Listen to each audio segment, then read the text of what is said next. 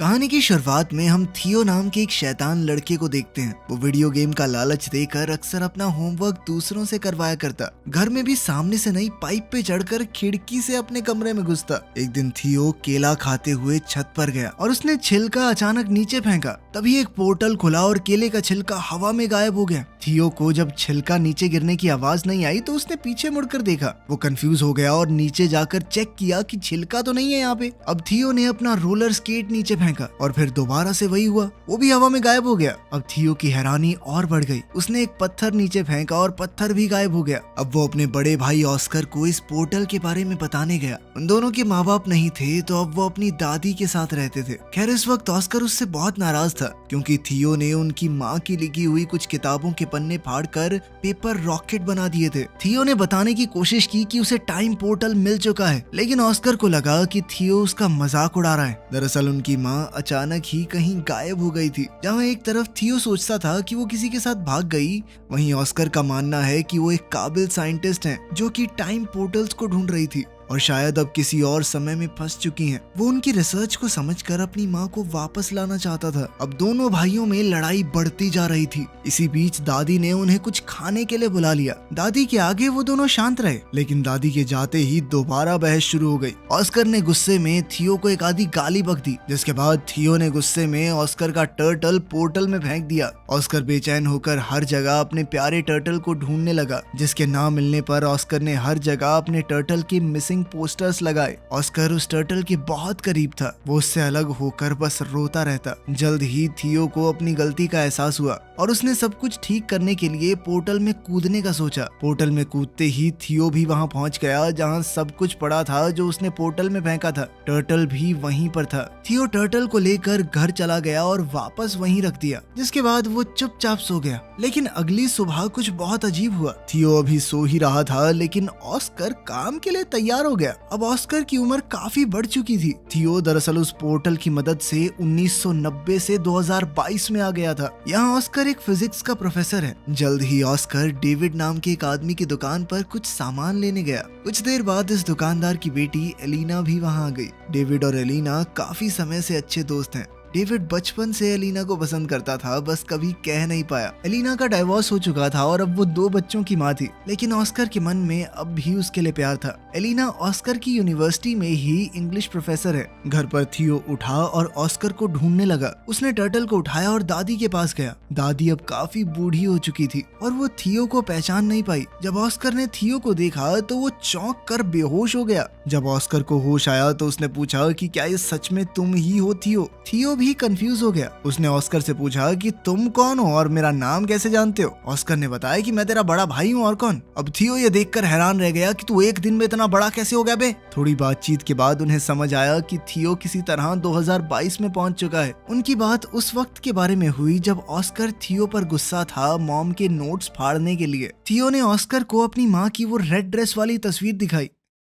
थियो अब परेशान होकर 1992 में वापस जाना चाहता था, क्योंकि उसे डर था कि अगर लेट हो गया तो दादी उस पर चिल्लाएगी। थियो छत पर गया ताकि वो पोर्टल में वापस कूद पाए, लेकिन जैसे ही उसने पत्थर फेंका वो गायब हुआ ही नहीं। ये वाला पोर्टल तो 2022 में बंद हो गया था। थियो परेशान हो गया कि वो पोर्टल बंद कैसे हो सकता है। इस पर ऑस्कर ने उसे समझाया कि टाइम ट्रैवल इतना सीधा नहीं है। जिस रास्ते तुम यहाँ पर आए हो जरूरी नहीं वो पोर्टल वापस भी जाता हो। अब ऑस्कर ने सोचा कि एक नया पोर्टल ढूंढना पड़ेगा ताकि 2022 से 1990 में वापस जाया जा सके। इस बारे में जानकारी इकट्ठा करते हुए ऑस्कर थियो को अपने सीनियर प्रोफेसर के पास ले गया। उसने बताया कि 2022 में साइंस और टेक्नोलॉजी ने काफी तरक्की कर ली है, लेकिन टाइम पोर्टल जैसी कोई चीज नहीं हो सकती। प्रोफेसर की बात सुनकर दोनों भाई वहाँ से वापस आ गए। थियो मॉडर्न दुनिया को देखकर काफी हैरान था। उसने ऑस्कर का फोन देखकर पूछा कि ये क्या है। ऑस्कर ने समझाया कि ये एक फोन है, लेकिन पुराने फोन्स की तरह इसमें नंबर घुमाने नहीं पड़ते, ना ही इसमें कोई तार है। ऑस्कर ने थियो को शांत करवाते हुए कहा कि अभी हमें पोर्टल को ढूंढने पर ध्यान देना चाहिए। तुम्हें 1990 में वापस जाना है कि नहीं? तभी थियो ने ऑस्कर को बताया कि मुझे हाथ से लिखी हुई एक लिस्ट मिली थी माँ के पेपर्स में, जब मैं वो रिसर्च वाले पन्ने फाड़कर रॉकेट बना रहा था।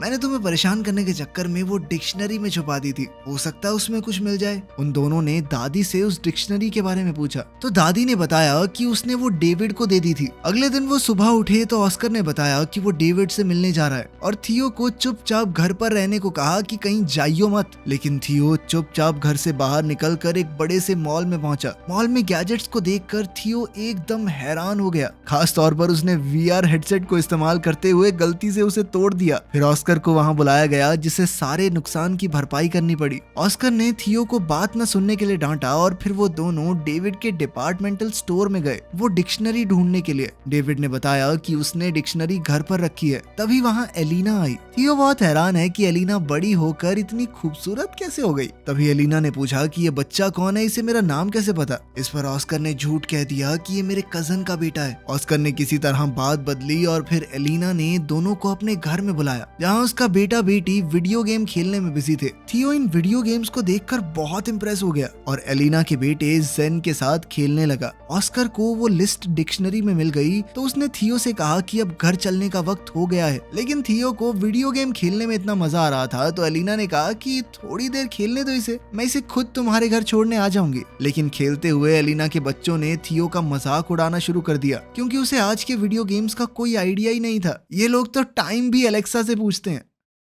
वापस जाकर थियो और ऑस्कर काम पर लग गए। छत पर जाकर ऑस्कर ने बताया कि लिस्ट में अलग अलग पोर्टल्स की जगह बता रखी है। इन दोनों ने बताई हुई जगहों पर चीजें फेंक कर टाइम पोर्टल्स को ढूंढने की कोशिश की लेकिन कुछ नहीं मिला। ऑस्कर को लगा उसने कैलकुलेशंस में कुछ गलती की है और वो दोबारा से कैलकुलेशंस करने लग गया। इस दौरान थियो उससे पूछने लगा कि तुम हमेशा अकेले क्यों रहते हो और कोई दोस्त वगैरह नहीं है तुम्हारा, और खासकर एलिना को अपनी फीलिंग्स क्यों नहीं बताई आज तक। ऑस्कर ने कैलकुलेशंस करते हुए जवाब दिया कि भले ही एलिना का डिवोर्स हो गया है लेकिन मुझे नहीं लगता हमारे बीच में बात बन सकती है। बिना ऑस्कर को बताए थियो ने ऑस्कर के फोन से मैसेज करके डेविड, एलिना और एलिना के बच्चों को घर पर डिनर के लिए बुला लिया। जब ये लोग दरवाजे पर आए तो ऑस्कर सबको देखकर चौंक गया। थियो ने बताया कि मैंने सबको फोन करके बताया और ऑस्कर उसकी शैतानी समझ गया। उनकी इस मुलाकात में ऑस्कर और एलिना एक दूसरे के करीब आ गए और अगले दिन एलिना थियो को शॉपिंग भी करवाने ले गई, उसे नए कपड़े दिलवाने। ट्रायल रूम में थियो हमेशा की तरह फुटबॉल की मजाकिया कमेंट्री कर रहा था।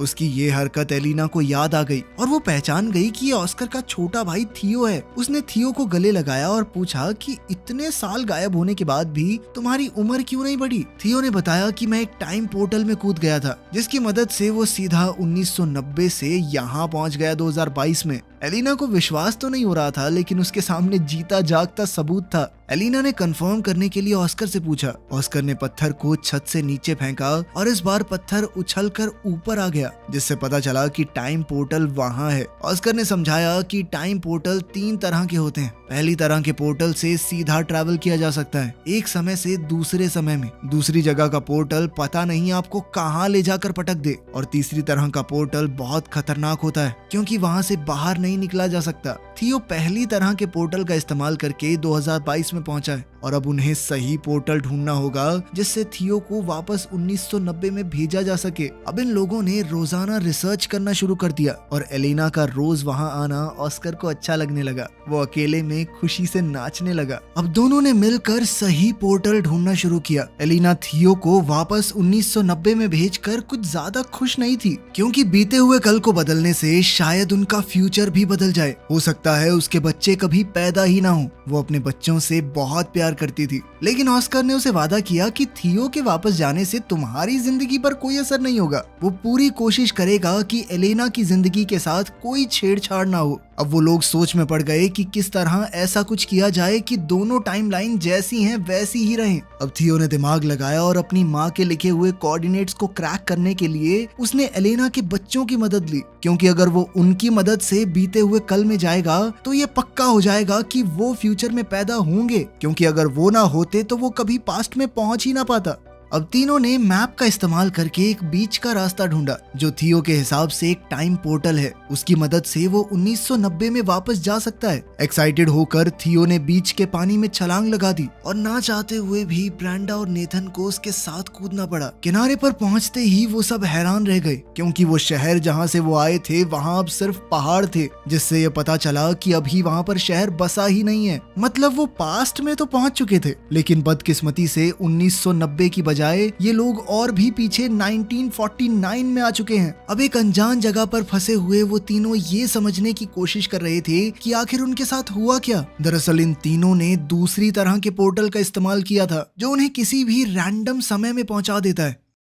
वहीं 2022 में परेशान एलेना ने ऑस्कर को फोन करके बताया कि थियो और दोनों बच्चे गायब हैं। ऑस्कर ने बताया कि शायद उन्हें 1990 वाला पोर्टल मिल गया है और अब ऑस्कर और एलेना को भी उन्हें वापस लाने के लिए वहां जाना होगा। 1949 में इन तीनों के पास ना तो पैसे हैं, यहाँ पर उनका फोन भी काम नहीं कर रहा और तो और अब तीनों बच्चे भूख से भी परेशान थे। तभी ब्रेंडा और नेथन ने दिमाग लगाया कि हम अपने गैजेट्स का इस्तेमाल करके एक mind reading magic show perform कर सकते हैं। नेथन थोड़ा दूरी पर बैठ गया और ब्रेंडा ने अपनी आंखें बंद कर ली। थियो एक बोर्ड पर नाम लिखकर सामने खड़ा हो गया। अब वायरलेस ईयरफोन्स का इस्तेमाल करके नेथन ने नाम पढ़कर ब्रेंडा को बताया और लोगों को लगा कि ये जादू है। लड़की बिना देखे नाम कैसे बता रही है, इसके पास जरूर कोई शक्तियां हैं। ऑडियंस बहुत खुश हुई और सब तालियां बजाने लगे। इससे उनके पास पैसे तो आ गए, लेकिन जल्द ही पुलिस ने ये सब देख लिया। पब्लिक में बिना परमिशन ऐसा कुछ काम करने की मनाही थी। थियो ने जैसे ही पुलिस को आते देखा,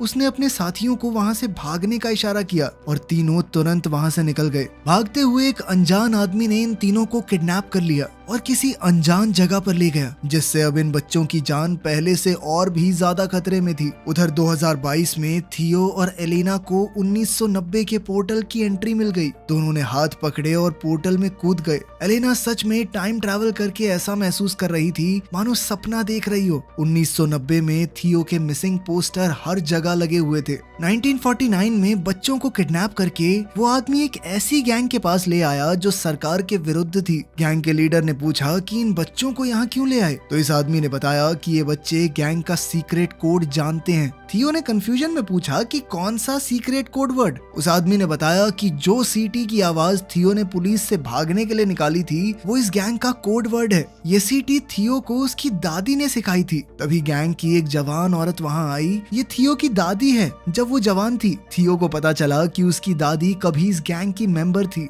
यहीं से उन्होंने वो सीटी बजानी सीखी है और उनसे थियो ने किसी को बताया नहीं कि ये उसकी दादी है, क्योंकि सब उसे पागल समझते। लेकिन वो इस औरत के गले लग गया। ये गैंग गवर्नमेंट के खिलाफ है, लेकिन लोगों की भलाई के लिए काम करती है और उनका इन बच्चों को कोई नुकसान पहुंचाने का इरादा नहीं था। इसीलिए वो तीनों अभी के लिए वहाँ सेफ हैं। दूसरी तरफ 1990 में ऑस्कर और एलेना बच्चों को ऑस्कर के घर में ढूंढ रहे थे, लेकिन वहाँ तो कोई भी नहीं था। अचानक उन्हें किसी की आवाज आई और दोनों कबर्ड में छुप गए। ये छोटा ऑस्कर है जो थियो के खो जाने के दुख में रो रहा है। फ्यूचर से आए ऑस्कर को ये देखकर बहुत दुख हुआ।